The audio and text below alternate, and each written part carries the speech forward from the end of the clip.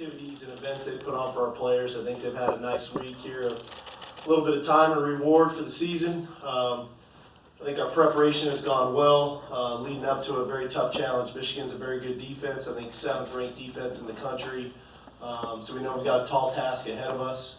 I think our players have worked extremely hard. We got to kind of fine tune the final pieces to this thing over the next couple days and get ready to play a very good football team here on January 1st. All right, we'll open it up for questions. We'll start over here on the left, second row. For Sark and for DeVonta, what impresses each of you, starting with DeVonta, about the Michigan secondary? Just how crafty they are. They can switch it up. They can be physical. They can be patient, and just the things that they do, they switch it up, keep you guessing, and have you just wondering like, okay, what is he going to do this time?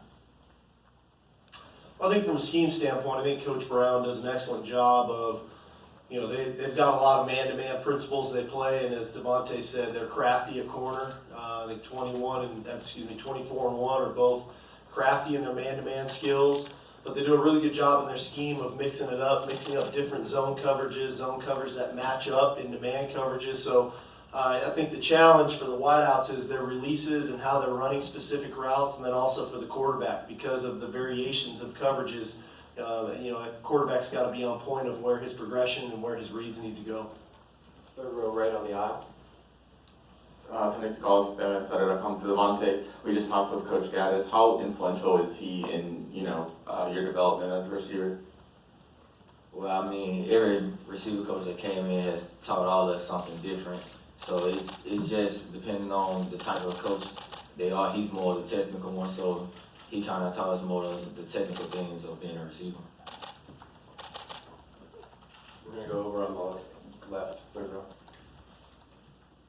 So, where have you seen Mac improve the most throughout the season? And since he took over as a starter, how has he made this team his own? Well, I think, anytime you're a backup quarterback, we do a really good job, in my opinion. Coach Saban does a great job in practice of getting our 1s and 2s a lot of reps and quality reps. But there is something to be said about when you're the 1 and you're taking those reps in practice and then applying it to the game. A lot of times when you're the backup, you work all week and you may not get in that ball game. And so I think Mac's done an excellent job from when he got thrown in against Tennessee. That's a different formula. And then all of a sudden you get the week to prepare, you become the starter against Arkansas, and you get those reps, you get those looks, and then you go out and perform.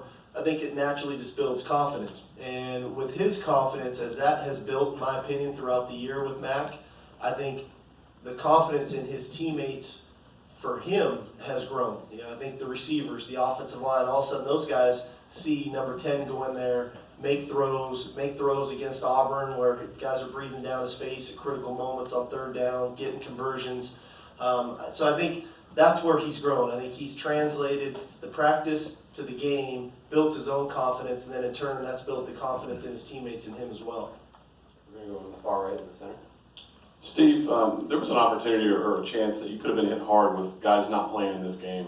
One, what was your reaction when you found out you're going to have pretty much a full arsenal? And two, what do you think it says about the mindset of this team? Is it those guys that made those decisions as they enter this game? Well, obviously, having been here for a year now, you start to learn not just the player and the jersey number, you start to learn the character of the players we have, especially on offense, the guys I deal with the most. And these are highly competitive guys now, and these guys strive for excellence. They work extremely hard every day. They come to meetings ready to attention to detail. But at the end of the day, it's the competitive spirit I think all these guys have. And for us to have all these guys playing in the game offensively are needed. We're going against a very good defense. But also, I just think it speaks volumes to the type of character kids we have.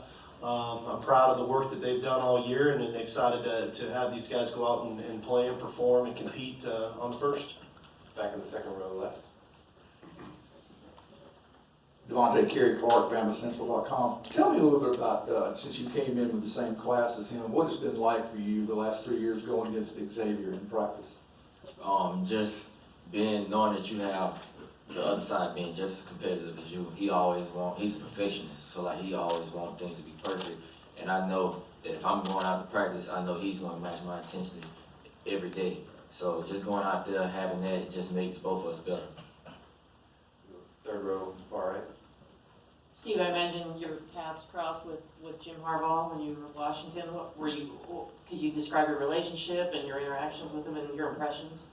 Well, I think Jim's an excellent football coach. I mean, he's done it on every level, from University of San Diego to Stanford to the 49ers, now with Michigan. I mean, he's a fantastic coach, very intense guy. The one thing, his teams always play hard. They're physical, they're tough, and well coached, good schemes. And I saw it as a head coach from both sides of the ball. Obviously, I'm seeing it now from a defensive perspective, but I imagine they played well and coached well on offense and physical outfit. So, really good coach, really good competitor. Excited for the challenge to go against him again. Stand on the right in the middle. Michael. Steve, now your second time back at Alabama. What will be your reflections when you think back on the 2019 season as offensive coordinator? Was a tremendous experience. Like I said, I'm fortunate. I get to go to work every day with really good people, from the top down, from Coach Saban to our offensive staff to our players. I mean, these guys are fun to coach. They want to be great. We try to push them every day, not only from a physical standpoint, but from a mental standpoint. We put things on them at a very high level, and they've responded. And so I'm just appreciative of the opportunity that Coach Saban has given me to come back. And it's been a joy to coach these guys. I mean, they are highly, highly competitive young men. There's always going to be that kind of sour taste in your mouth in some capacity, because we felt like we missed a couple opportunities in games that we really feel like we should have and could have won. Unfortunately, we didn't get that done. So the reality of it is we get one more opportunity to go show what we're about offensively, and I think our guys are going to be ready to play. Stand on the right, 2 rows up. DeVonta, what have you seen out of Josh Jobe this year? He's an emotional player, obviously. How have you seen him kind of balance the passion that he plays with, but also being disciplined? With Josh, I feel that it's just the will to want to play this game and just the passion he has for it. So with Josh, he go out there, he practices hard every day, and that's just him wanting to do it. So he may get frustrated at times when things don't go his way, but it's not because he's a bad person, it's just because he loves playing football. Over on your far right, second row. Steve, Jim has to make an adjustment from pro style more to a spread. Can you talk about the challenges that go into that from your personal experience, and then also how much is that a necessity now because players, only stay maybe 3 years and go off to the league if they're really good? Well, I've lived that life, all the way back to my days as assistant at SC. We were a total pro-style offense, and kind of made the transition in my last couple years at Washington. Was in kind of the spread, opened up shotgun world there, SC. Obviously going to Atlanta the last couple years, it was back to the pro style, but we started to incorporate even more of the spread kind of principles there in the National Football League. And now to be back, I think when you watch us play, and I'm sure when you watch Michigan, the little bit I've seen of them it is spread principles, it is shotgun, but if you dig down deep into it, there's a lot of pro-style offense still involved in what we do and involved in what they do. And I think that's the fine line, that's the balance, because you want to be successful. Our job is to put our players in the best position to be successful on game day. But ultimately, their development as a player is critical too. And your intent and your attitude, your football team. I think one of the challenges is if you keep throwing it, you start to lose some of that foundation as a physical football team. The ability to run the football, the ability to play action pass, to throw the ball down the field. So there is a fine line, and week to week that varies, obviously based on your opponent. I'm definitely a firm believer in the more you do really well, the harder you are to defend.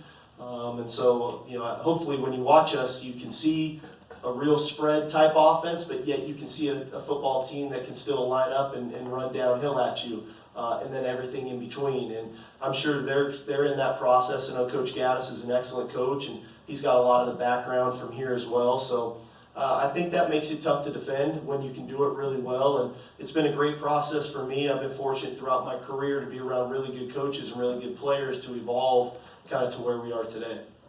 We're gonna go on the left, on the aisle. Ainsley Lee with Florida Citrus Sports. Coach Brown called you guys like the top 3 to 5 like receiving group that he thinks he's ever coached against.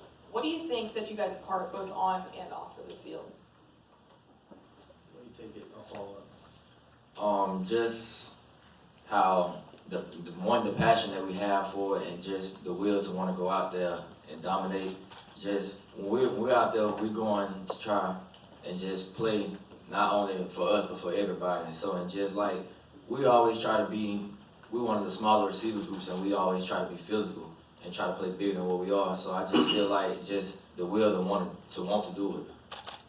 You know, I'll follow up with that. I think these guys have an extremely high football IQ. Not only are they physically gifted, not only are they really great competitors, they're tough. Their football IQ is very high. And as a coach, that makes it enjoyable to coach them, because you can put different things on them, you can move them around, you can coach conceptually rather than just one person, this is what you do on this play. And these guys eat it up. And it starts with guys like Smitty and Ruggs and Jerry, but it works its way down through the entire group with Waddle, Shavers, Slade Bolden, Mechie, Ziggy. All these guys have started to embrace this. It's bigger than just me releasing at the line of scrimmage. It's big picture, it's scheme, and that makes it fun for us to coach. Final question, third row on the left. Steve, you've known Tua a long time, what you offer him and all that. What was your reaction, obviously, seeing him suffer that injury, and how have you seen him rebound so far the last several weeks? I think I could speak probably for all of us. I mean, we were all hurt for him. Tua, for those of you that don't know him, and some of you in the room do know him, I mean, he's the guy, when he walks in the room, he lights it up. And it doesn't matter if it's the training room, the locker room, the practice field, the equipment room, the coach's office. That guy is a true leader. Everybody knows the work ethic and the desire and the competitiveness he has. So I think we were all very hurt, and I think the odd part is, and Coach Saban had mentioned this even right after he got hurt. When I reached out to him after the game, I felt like he was picking me up, and that's just him. He's so positive, he's so upbeat, and that's how he's been throughout his rehab now. He's in really good spirits. I don't think there's a guy who supports Mac more than Tua, but that's who the guy is, and wherever his future holds for him, this guy's going to be successful in life, and I think as coaches, that's all you can ask for. How much would you like to coach him another year? I like to coach him forever, but that's the nature of our business, You recruit players come in, you try to develop them as best you can, have a lot of team success and ultimately individual success so that they can go on and move on in life and be successful humans, and then you bring in new people. So, like I said, he's a fantastic human, and forget just number 13 on the field, it's who he is off the field that I think is probably more impressive. Gentlemen, thank you for your time. Enjoy the